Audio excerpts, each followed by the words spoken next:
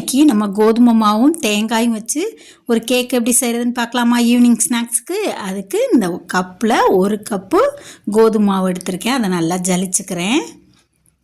ஜலிச்சுட்டு இப்போ அதே கப்பில் 3/4 கப்பு சர்க்கரை எடுத்து மிக்ஸி ஜாரில் சேர்த்துக்கிறேன்.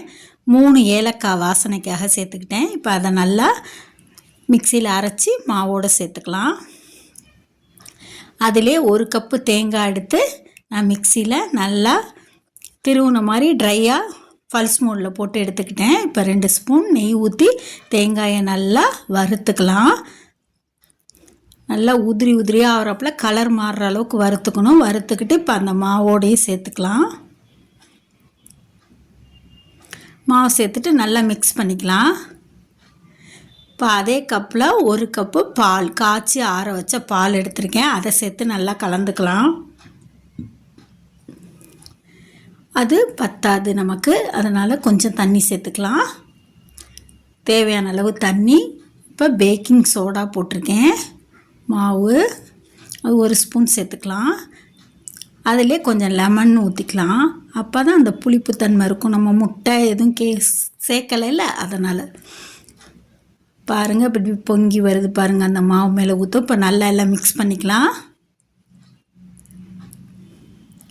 நல்லா மிக்ஸ் பண்ணிவிட்டு நான் சின்ன கப்பில் ஒவ்வொரு சொட்டு நெய் ஊற்றி நெய்யை நல்லா அதில் தடவிக்கிறேன். இப்போ அதில் அரை கப்பு ஊற்றிக்கிறேன் ஒவ்வொரு கப்புலையும்.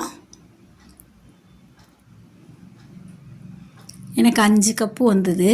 இப்போ நான் முந்திரியும் பூசணி விதை மட்டும்தான் எங்கள் வீட்டில் இருந்தது. நான் அதை போட்டிருக்கேன். அது மேலே உங்கள்கிட்ட என்ன நட்ஸ் இருக்கோ அதை நீங்கள் சேர்த்துக்கலாம் அதில்.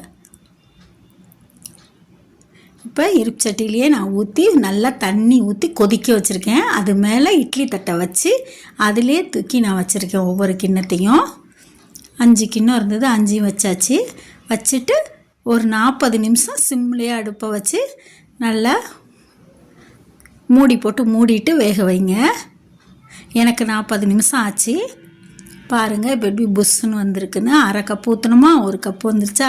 இப்போ அப்படியே சுற்றிலும் நல்லா ஆறுனதுக்கப்புறம் சுற்றிலும் ஒரு கரண்டியை விட்டு இப்படி கரண்டி காம்பை விட்டு சுற்றிலும் தோண்டிங்கன்னா அழகாக ஆறுனதுக்கப்புறம் வந்துடுது.